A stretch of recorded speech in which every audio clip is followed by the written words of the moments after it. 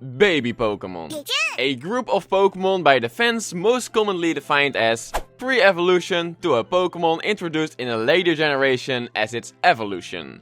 The group of Pokémon that might just be the most undesired group of Pokémon in existence. Oh hey, it's a smaller, weaker version of that one thing I don't give a shit about. That's awesome, said no one ever. When getting a new Pokémon in a generation that's related to a pre-existing Pokémon, most people are gonna want a stronger, better version of it, not a weaker one. So why do they exist if they are so undesired and unpopular? Well, there are a multitude of reasons, and it's because of one of these reasons that has to do with game design that I personally think baby Pokémon are actually pretty damn cool. Occasionally. But first, let's take a look at the generation that introduced baby Pokémon, a Generation 2. Starting this generation, almost every individual Pokémon would have a gender, and by placing two differently gendered Pokémon in the daycare, you could receive an egg containing the first stage of the female's parent evolution line. That's the way it works. Nowadays, this feature is most commonly used to generate competitive Pokémon, as through breeding you are able to manipulate the offspring's stats, moves and whatever. But in Generation 2, the competitive scene wasn't all that big yet and probably not high on Game Freak's priority list. Back in Generation 2, breeding was likely introduced to give players the ability to generate more of a specific rare Pokémon like the starters, so you could trade them easier with your friends, or just to allow players to customize their Pokémon for themselves. But what would be the best way to encourage players to use this feature? Well, by introducing new Pokémon only available through this mechanic. Pichu, Cleffa, Igglybuff, Tyrogue, Smoochum, Elekid and Magby, aka the baby Pokémon. I want the baby. See, back in those days, completing the Pokédex was still quite close to being the main goal of the game. I would say becoming the champion still always was at the very top, but there's a reason why the slogan of these games is except for when you're playing a game from Generation 8 or later. In order to complete the Pokédex, you've always had to resort to multiple means, and can't just rely on the singular game mechanic. You have to catch, evolve, trade, fish, revive, gamble, and now breed in order to obtain all of them. And it makes sense. If we had to catch every single 251 Pokémon, that would get quite stale after a while. The more different things you have to do in order to complete the goal, the more interesting the journey will be. You like jazz? Also, can you imagine not knowing of the existence of a baby Pokémon like Pichu, and then you breed a Pikachu for whatever reason, and all of a sudden you get a brand new Pokémon from its egg? That would be pretty amazing and would probably blow your mind. Would it really be all that amazing? The existence of these Pokémon is hardly a surprise, and the method of acquiring them is cumbersome. After all, breeding is an activity you need to go out of your way to do, and it isn't that fun of a mechanic. Yes, I'm glad you noticed, dear Mr. Internet Owl person. Wait, were you? Oh, he's gone. Well, anyway, nowadays we all know of these Pokémon's existence. You know Pichu exists, so getting one after breeding a Pikachu is actually the opposite of surprising. Currently, it is mostly just seen as text filler, since all it does now is being another hassle you need to go through in order to complete the Pokédex. But back in the context of Generation 2, the internet barely existed and there are no trainers who use these Pokémon, and so since you do not know about these Pokémon yet, obtaining one is actually cool and surprising. And the existence of these Pokémon is actually hinted at throughout the game, like with the gift Tyrogue you get in Mount Mortar. You get this Pokémon from an already familiar Pokémon, making you curious to what other Pokémon could have obtained a new pre-evolution. In Crystal at the daycare you will also get a free random egg, containing one of these new pre-evolutions. You now know new pre-evolutions exist, and when you scroll through the regional Pokédex to see what you're missing, there are some very ominous spots empty to give you a hint at which Pokémon you should breed. But you wouldn't know what they look like yet, and the only way for you to figure it out would be by using this new game mechanic. This surprise factor doesn't hold up as well anymore nowadays, however, because thanks to the internet, nothing can be private anymore. But it's also just the way Game Freak has handled new baby Pokémon in their newer generations. Generation 3 introduced Torchic, which proves the fact that the chicken came after the egg, since eggs were already introduced 3 years earlier in Generation 2. But two other Pokemon that Generation 3 would introduce that are also a bit more relevant to what we're talking about are Azurill and Wynaut. And while Wynaut is an adorable and awesome Pokemon as long as it doesn't one-shot your starter during a Nuzlocke, Azurill is a disgrace. And maybe that's a little harsh, but I just don't like it. Unlike the baby Pokemon of Generation 2, Azurill is used by a number of other trainers in the Hoenn region. You now know what it is and what it looks like, so you're not motivated to get one yourself anymore. But also, we did not need a weaker version of Marill. Marill has a base stat total of 250, making it the 29th weakest Pokemon out of the back then 392. If its stats were any lower, it would probably even lose in a fight against the Caterpie. Even Gita would stand a chance. Marill is plenty weak enough to be an early wild or trainer Pokemon for you to fight, which is proven by the fact that in Emerald you could catch them at level 5 before the first gym. This is the same problem some of the older baby Pokemon now face. There is no need anymore for Pichu, Cleffa and Igglybuff, as their evolved versions are already weak enough to be first stages, available at the start of the game. Like how in X and Y, the 4th trainer you face in the entire game already uses an evolved version, Pikachu.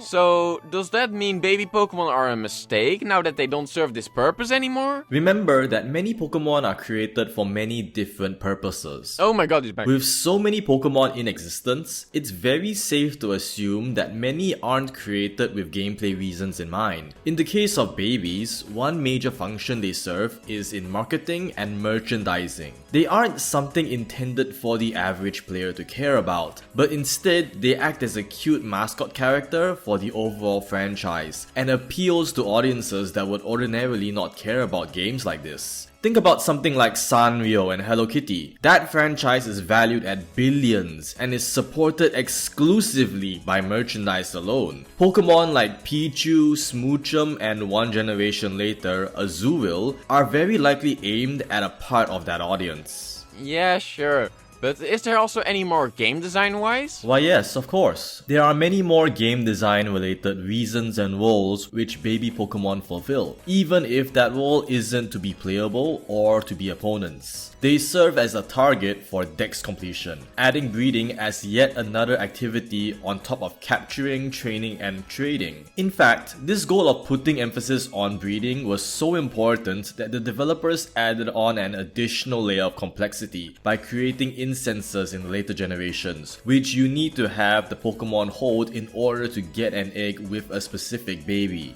This does also retroactively attempt to keep the game universe a bit more consistent and explain why you couldn't breed that Pokemon in a past generation. That is true, though they removed the need for instances in Generation 9, like, thank god.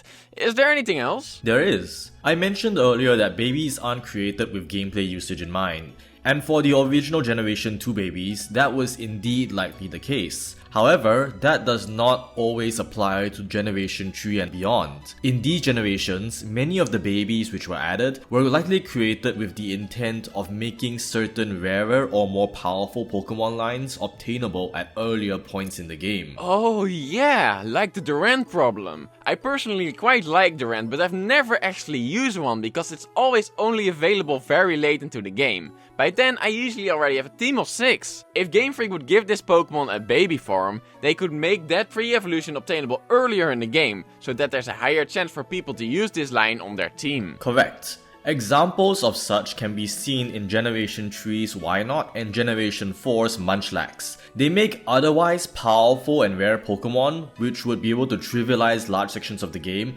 accessible to players earlier on, letting them naturally integrate themselves into a player's team over time. They also serve to complete an evolutionary line which was otherwise just a single stage Pokemon before, such as with Roselia, who even received an evolution on top of that. Yeah, this was probably also partly the reason for Tyrogue in Generation 2. It made the line of the Hitmon Bros more complete and it also connected them all together. And as usual, it introduces yet another cute Pokemon into the universe. Like the baby Pokemon Mantike. I love that one so much, I still have this Burger King plush from 15 years ago as it's so cute. As cute as it is, Mantike kind of fails at all of the above points. It is a baby of a somewhat rare and powerful Pokemon, and does naturally complete the line with a unique evolutionary method related to mankind's in-universe lore relationship with Remoraid, but it ends up only available after Sunny Shore City, far too late in the game to actually matter in any serious playthrough context. This is possibly an unfortunate result of being related to two sea-based Pokémon. Generation 2 established that both of these Pokémon live in open seas, such as near Cianwood City. But Sinnoh is designed with a large focus on land and giant mountains. The stretch of sea between Sunnyshore's City and the Pokémon League is the only place with enough open sea to place both of these Pokémon. The restriction of open seas also impacts its locations in other games too, because that means you need Surf to get it, which tends to be obtained around a mid to late game point. So even though some games like X and Y or Ultra Sun and Moon place it on somewhat early locations like Shallow City or even Route 1 respectively, players will rarely raise Mantike because they need to actively go out of their way to backtrack after getting Surf and explore to find it. That is quite unfortunate, but accidents happen, I guess. Personally, I do feel like baby Pokemon are pretty cool when they make a line earlier accessible. The earlier you get a Pokemon on your team, the more you tend to bond with it. It's been a while since we've gotten any real new baby Pokemon, but personally, I wouldn't mind it if they were given to the correct Pokemon. Like, what Pokemon would you like to see get a baby? Personally, I'd say Drampa. It already has an in-universe lore establishing its relationship with young Pokemon, and it's such a complex design for a one-stage Pokemon in general. It feels rather weird to believe it was naturally born as a grandpa dragon instead of naturally growing up into one. Oh, that would be a perfect fit, yeah. Also, Durant, Absol and Tauros would be great. Oh, and like, all of the Paradox Pokemon. The Paradoxes? I mean, that seems a bit unnecessary considering they are all already kind of add-ons onto an existing Pokemon line, and are thus already somewhat complete. Not to mention it being a whole other can of worms from a lore perspective. True, but the Paradox Pokemon have the same problem, where you can only obtain them once you're 99% through the game. And I want them earlier. I mean, I guess it'd be kind of interesting if you could turn a Pokemon into a Paradox.